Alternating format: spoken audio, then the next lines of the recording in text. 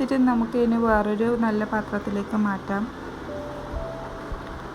ഇനി നമ്മുടെ നേരത്തെ റോൾ ചെയ്ത് വെച്ച മുട്ടക്കൽമാസിൻ്റെ ഇത് നമുക്ക് ആവിയിൽ വേപ്പിച്ചെടുക്കാമെന്ന് വേണ്ട. അത് നമ്മൾ ഇഡ്ഡലി പാത്രത്തിലാണ് വേപ്പിച്ചെടുക്കുന്നത്. പിന്നെ അതിൻ്റെ അടുക്ക് എൻ്റെ ഇറാനിപ്പോള ഇവിടെ തയ്യാറായിട്ടുണ്ട്. ഇനി നമുക്ക് ഇതൊക്കെ ഒരു പാത്രത്തിലോട്ട് മാറ്റാം.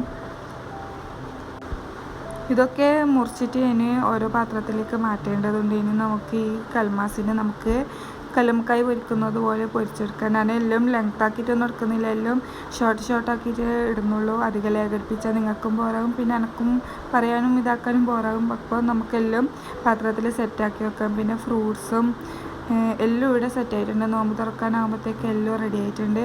ഫുഡൊക്കെ അടിപൊളിയായിരുന്നു. ഇപ്രാവശ്യം കുറച്ചധികം കടികളും ജ്യൂസും എല്ലാം ആക്കിയിട്ടുണ്ട്.